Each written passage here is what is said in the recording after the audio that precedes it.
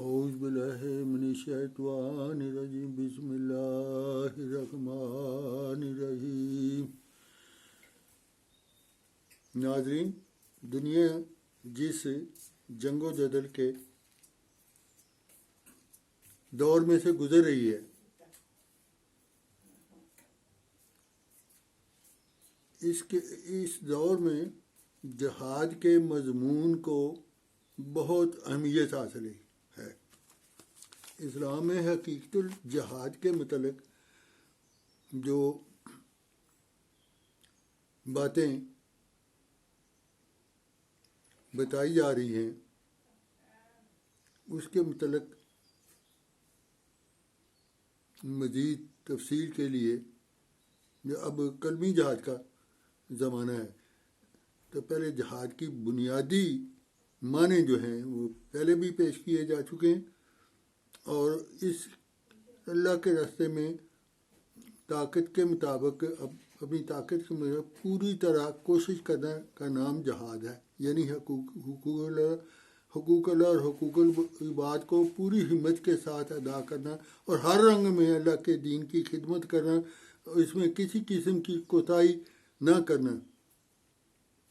تو سوائے ان آیات کے جن میں قتال کا خاص طور پر ذکر ہے، جس کے پہلے بھی بیان ہو چکی ہیں باتیں،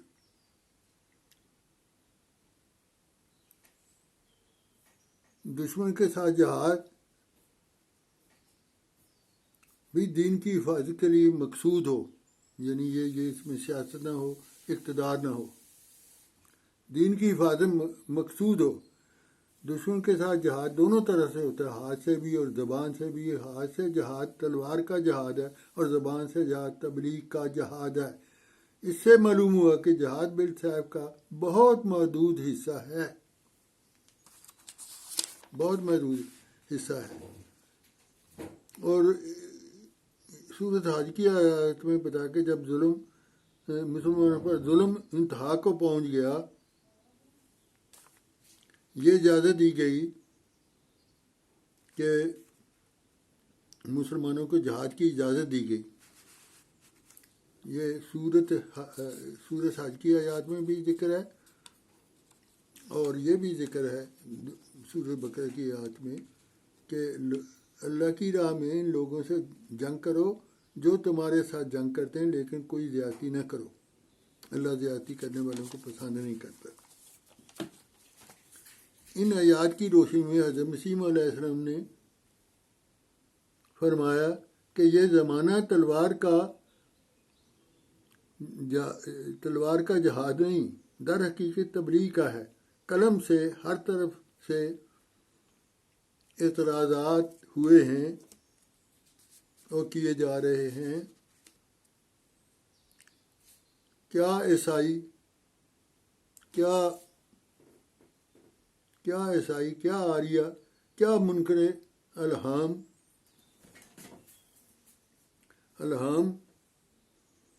کیا داریہ، کیا فلاسفر، سب سے بڑھ کر اسلام اور حضرت اور قرآن کریم پر حملے کیے گئے، ہر طرف سے اعتراض کی بچھاڑیں کی گئیں،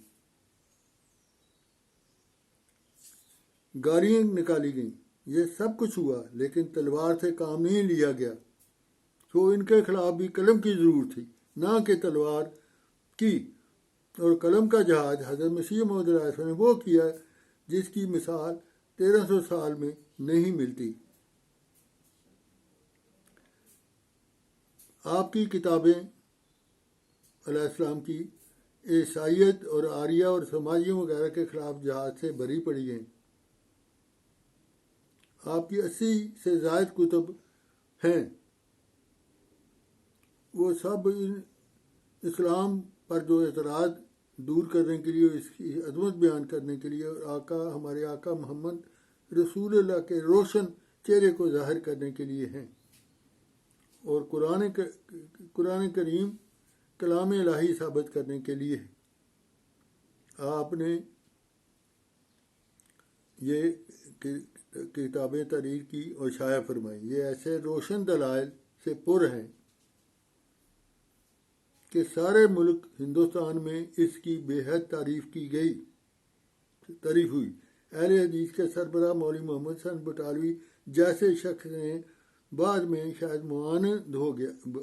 وہ معاند ہو گیا، دشمن ہو گیا، یہ لکھا کہ براہین احمدیہ ایسی درجہ کی کتاب ہے گزشتہ 1300 سال میں تصنیف نہیں ہوئی۔ بعد کی کتابیں بھی ایک سے ایک بڑھ کر ہیں، جبکہ بعد کی کتابیں بھی ایک سے ایک بڑھ کر ہیں، اور تلوار دلوں کو صاف نہیں کر سکتی، لیکن ان کتابوں میں یہ خاصیت ضرور ہے کہ ہر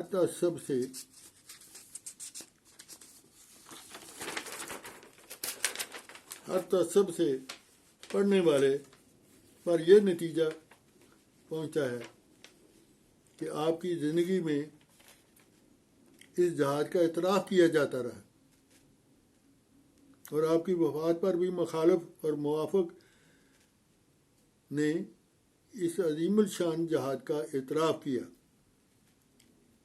اس فتح نصیب جرنیل بانی سلسلہ احمدیہ کی شخصیت کے بارے علیہ السلام کی شخصیت کے بارے میں بہت کچھ لکھا۔ ہندوستان کی بہت نامور شخصیتیں آپ کی اسلامی خدمات کا شاندار الفاظ میں اعتراف کرتی ہیں۔ صرف ایک حوالہ یہاں درج ذیل ہے، وہ کردن گزٹ کے ایڈیٹر مرزا حیرت دہلوی صاحب نے تعریف فرمائی۔ آپ فرماتے ہیں مرحوم کی وہ اعلیٰ خدمات جو انہوں نے آریوں اور عیسائیوں کے مقابلے میں پیش فرمائی، وہ واقعی ہی تعریف کے مستحق ہیں۔ اس نے مذہبی مناظرہ کا بالکل رنگ بدل ہی دیا، ایک جدید لٹریچر کی بنیاد ہندوستان میں قائم کر دی بحیثیت محقق ہونے کے، مسلمان ہونے کے اور محقق ہونے کے۔ ہم اس بات کا اعتراف کرتے ہیں، بلکہ بڑے سے بڑے آریہ اور بڑے سے بڑے عیسائی پادری بھی کی یہ مجال نہ تھی کہ وہ مرحوم کے سامنے دم مار سکے، مقابلے کے لیے زبان کھول سکے۔ سلم نے جہاں دجال اور یجوج موجود کی پیشگوئی فرمائی، وہاں مسلمانوں کو یہ خوب خبری بھی دی کہ اس نازک دور میں، تباہ کن حالات میں، اللہ تعالیٰ کی طرف سے ایک منجی بھیجا جائے گا، جس کا لقب ایک مہدی ہوگا اور دوسرا مسیح موعود، جس کی رہنمائی میں روحانی جذب کی برکت سے مسلمان بالخصوص ساری دنیا بالعموم اللہ تعالیٰ کی رضا حاصل کرے گی اور دنیا کی نعمتوں سے مالا مال ہو جائے گی۔ اور جب کہ اس کے نزول کی ساری علامتیں پوری ہو چکی ہیں، اس کی بے شک وقت آ چکا تھا۔ یہ حالات ایسے تھے کہ ساری مذہبی دنیا ایک اس ہادی مرسل کی انتظار میں تھی، اور مسلمان بھی اس انتظار میں شامل تھے، اور مسلمانوں کے مذہبی رہنما 19ویں صدی میں پکار کر کہہ رہے تھے کہ مہدی اور مسیح کے آنے کا یہی وقت ہے، یہی زمانہ ہے۔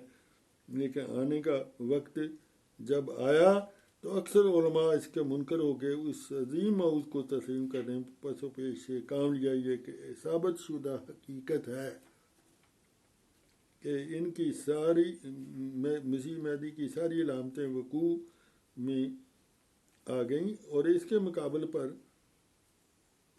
یہ صرف حضرت مرزا غلام احمد صاحب کے دعوے کے علاوہ اور کوئی دعویٰ نہیں تھا۔ آپ ہی سچے ہیں، پھر اور کون ہے؟ قدیم مذاہب کی کتب اور بشمول قرآن کریم میں اس عظیم موعود کی پیشگوئیاں موجود ہیں۔ احادیث میں بھی اس عظیم مہدی کا ذکر ہے، ہر آسمانی کتب میں عظیم مہدی کا ذکر آ رہا ہے۔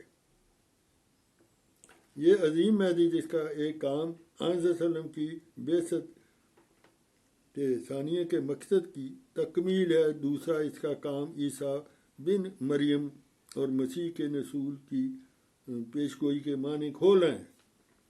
لیکن یاد رہے کہ ان پیشگوئیوں کے بالعموم تعبیر طلب ہوتی ہیں، یہ بھی سوچنے والی بات ہے، تعبیر طلب ہوتی ہے۔ اس کی تمثیلی زبان ہوتی ہے، خصوصاً سابقہ نبی کے دوبارہ آنے کا مطلب سنت الہی میں یہی ہوا کرتا کہ اس نبی کی برکات اور اس کے اسوہ کا احیاء کرنا ہوتا ہے۔ بہرحال جو صاحب فہم حضرات ان پیشگوئیوں کو سمجھتے ہیں اور سابقہ نبی اور اس کی تمثیل کے استعارے ہوتے ہیں، وہ یہ سمجھتے ہیں کہ وہ استعارے ہوتے ہیں، اصل وہ نہیں سابقہ نبی نے آسمان سے اترنا ہوتا ہے۔ ان کی حقیقت سے واقف ہیں، وہ ان پر ایمان لے آتے ہیں۔ مخبر صادق حضرت محمد مصطفیٰ صلی اللہ علیہ وسلم نے اپنی امت میں سے ایک وجود کی آمد کی پیشگوئی کی تھی جس نے صفات مسیحیت و مہدیت کا جامعہ ہونا تھا۔ اس لیے آپ نے عیسیٰ ابن مریم کے نام سے ان کو سرفراز فرمایا۔